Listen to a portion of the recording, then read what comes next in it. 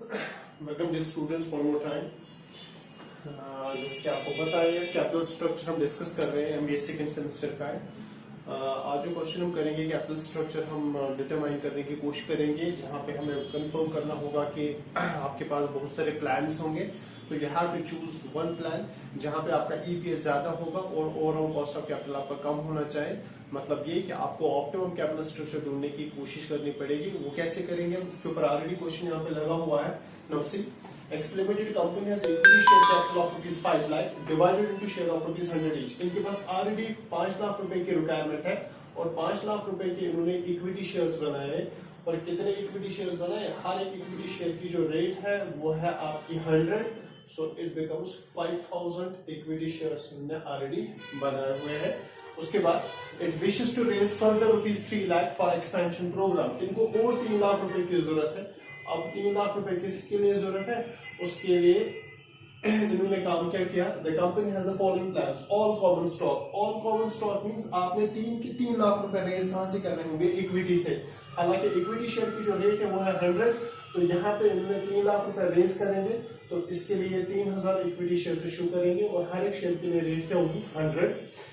दूसरा प्लान क्या है? 1 lakh in common stock and 2 lakh in date.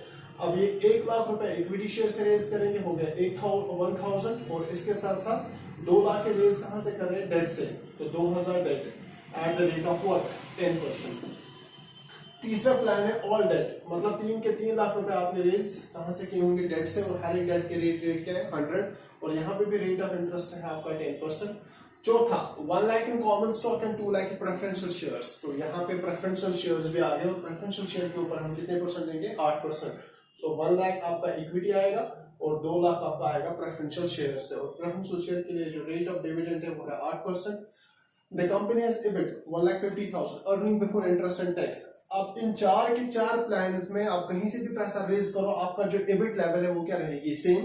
तो हम EBIT में से सबसे पहले माइनस करते हैं इंटरेस्ट आप दोगे प्लान बी में और प्लान सी में। प्लान सी में आपने 3 लाख डेट से रेज किए हैं, और प्लान बी में आपने 2 लाख डेट से रेज किए हैं। उसके बाद हम लेस करेंगे टैक्स रेट आपकी है 50%।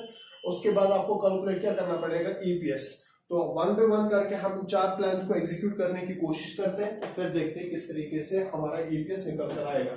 सो ईपीएस बराबर होता है earnings available to equity share holder divide by number of equity shares. तो 1 by 1 करेंगे calculation of EPS earning per share. तो 4 प्लान्स आई हैव ऑलरेडी, तो आराम से आपको कॉलम्स बनाने पड़ेंगे। प्लान फर्स्ट आपका है ऑल इक्विटी। प्लान सेकंड आपका है 2 लाख है, 1 लाख है आपका इक्विटी से, और 2 लाख आपके है debt, 2 lakh debt. Plan third all equity all debt, और 3 लाख अपने डेट से रेज किए। Plan fourth 1 lakh common stock और 2 लाख आपका प्रेफरेंशियल शेयर। सो प्लान 4 इसमें इक्विटी भी है और इसमें प्रेफरेंशियल शेयर्स भी है। तो सबसे पहले हम दिखाएंगे यहाँ पे EBIT earning before interest and tax. हर एक लेवल पे आपका EBIT रहेगा सेम। 1,50,000 इसको मैं लिखूंगा ऑल इक्विटी, इसको लिखेंगे 1 है आपका इक्विटी और 2 है आपका डेट, और डेट के ऊपर है 10%। इसमें है all debt at the rate of 10%। इसमें है 1 इक्विटी और 2 है 8% preferential shares. So 1,50,000 plan first. Plan second में भी आपको 1,50,000, प्लान थर्ड में भी आपको 150, और प्लान फोर्थ में भी आपको 150। तो एवरी जो भी आपका प्लान्स है, हर एक प्लान में आपका EBIT लेवल क्या रहेगी? सेम। सो रिमेंबर EBIT में से हम माइनस करते हैं लेस इंटरेस्ट हम देते हैं डेट पे। पहले प्लान में कोई भी डेट नहीं है, तो इसके ऊपर कोई भी इंटरेस्ट नहीं लगेगा। दूसरे प्लान में है 1 लाख इक्विटी और 2 लाख है डेट। सो 2 लाख के ऊपर 10%, तो ये 20,000 आएगा आपका। माइनस ऑल डेट, कितना जरूरत है आपको? 3 लाख रुपए जरूरत है, तो 3 लाख रुपए आपने कहां से रेज किए? डेट। तो 3 लाख के ऊपर 10%, तो ये 30,000 बनेगा आपका। प्लान फोर्थ में 1 lakh equity, 2 lakh 8% preferential share के ऊपर हम इंटरेस्ट नहीं देते, उसके ऊपर डिविडेंड दिया जाता है, तो इसमें इंटरेस्ट आपको नहीं लगेगा। तो खाली प्लान सेकंड और प्लान थर्ड में आपका इंटरेस्ट है। तो तो यहाँ से निकलेगा EBT अर्निंग बिफोर टैक्स, ये 150 बराबर वापस है आपका।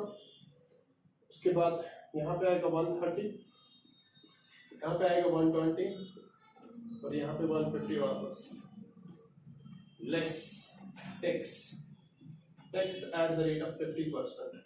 लुक एट हियर, इंटरेस्ट था आपका 10%, प्लान सेकंड और प्लान थर्ड में टैक्स है आपका 50%। ये 50% यहाँ पे भी 1,50,000 का 50%, तो 75 1,30,000 का, तो ये 65,000 आएगा, ये 60,000 आएगा और ये 75,000 आएगा ये।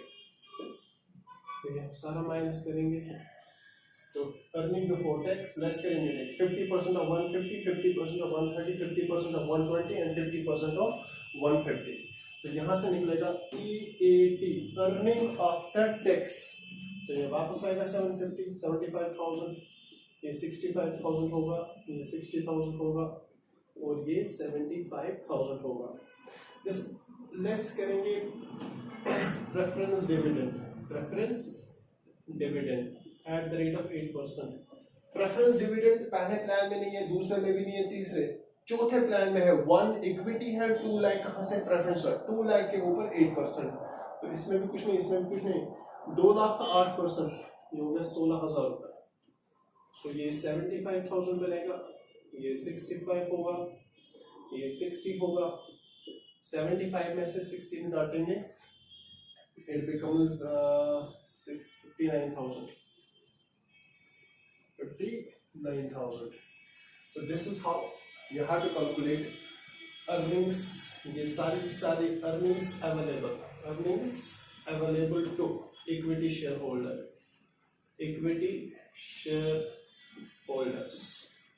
अब ये सारी earnings available किनकी होगी, equity shareholders की। अब नंबर ऑफ इक्विटी शेयर्स कितने हैं, नंबर ऑफ इक्विटी शेयर्स वो आपको पता है। अगर आपको याद होगा मैंने स्टार्टिंग में लिखा था, आपके पास ऑलरेडी 5 लाख इक्विटी शेयर्स हैं divided into shares at rate 100 each. तो मैंने कहा था 5 लाख को डिवाइड करेंगे 100, 5 लाख रुपए आपको जरूरत था स्टार्टिंग में, वो आपने सारा रेज कहाँ से किया, इक्विटी, और हर एक इक्विटी की रेट क्या 100। सो 5 lakh divide by 100 it becomes 5,000 equity shares already आपके पास है पुराने। प्लान फर्स्ट में आपको कितने लाख और जरूरत है, आपको 3 लाख रुपए की और जरूरत है, तो ऑल कॉमन स्टॉक 3 लाख रुपए आपने रेज कहाँ से किए, इक्विटी। तो हर एक इक्विटी की रेट क्या है, सो 3 लाख डिवाइड में करेंगे 100, सो इट बिकम्स 3,000। सो एक तो आपने 5,000, ये प्लान फर्स्ट में भी होंगे, सेकंड में भी होंगे, थर्ड में भी होंगे और फोर्थ में होंगे। इसके साथ साथ आप देखोगे इक्विटी कितना आपने पहले प्लान में आपने 3 लाख इक्विटी से रेज किया, हर एक इक्विटी की रेट क्या 100, तो 3,000, 5,000 पुराने और 3,000 नए, हो गए 8,000 इक्विटी शेयर्स। प्लान सेकंड में आपने नया 3 लाख सारा रेज कहां से किया, 1 लाख इक्विटी से और 2 लाख डेट, तो पुराने 5,000 इक्विटी शेयर्स है और यहाँ पे आपने 1 लाख इक्विटी शेयर रेज किया। सो 1 लाख को डिवाइड करेंगे 100 से, तो 1,000, 5 पुराने 1,000 नए, हो गए 6,000 इक्विटी शेयर्स। उसके बाद प्लान थर्ड में आपने सारा डेट से रेज किया, तो इसमें खाली ओल्ड वाले इक्विटी शेयर्स रहेंगे 5,000 वाले, जो ये वाले होंगे। प्लान फोर्थ में 1 लाख इक्विटी, 1 लाख को डिवाइड करेंगे 100 से, तो नंबर ऑफ इक्विटी शेयर्स आएंगे 1000, पुराने हैं 5,000, तो यहाँ पे 6,000 इक्विटी शेयर्स आएंगे। So old equity shares plus new equity shares, जहां जहां पे नए हैं तो ऐड करना है। तो ये आपको निकला अर्निंग्स, ये आपका निकला, इसको नाम रखेंगे ए, इसको नाम रखेंगे बी। उसके बाद हम निकालेंगे EPS अर्निंग पर शेयर। तो अर्निंग पर शेयर है A डिवाइड बाई बी। 75,000 को डिवाइड करेंगे 8,000 से, द फिगर बिकम्स 9.375 रुपीज। उसके बाद दूसरे का आ रहा है 10.83। उसके बाद आपका आ रहा है चौथे का 12, 50,000 60 डिवाइड में 100 रुपीज 12, 12 रुपये आप एक शेयर के ऊपर कमाते हो, तो 9.83। So 59,000 divided by 6, 60 divided by 5, 65 divided by 6, 75 divided by 8।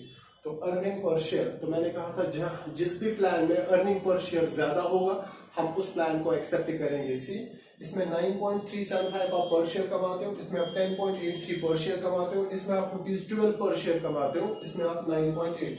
So highest आपका है प्लान थर्ड, मतलब यहाँ पे ये है कि आपको जो भी फर्दर 3 लाख रुपए रेज करना है वो 3 लाख रुपए हम प्लान थर्ड से रेज करेंगे, because maximum earning per share is only possible when you raising entire 3 lakh of amount of 3 lakh throw कहां से, डेट से, because that is a cheaper source of finance। और इस चीज को यहाँ पे नाम देंगे financial leverage, which tells us that mixture होना चाहिए जरूरी।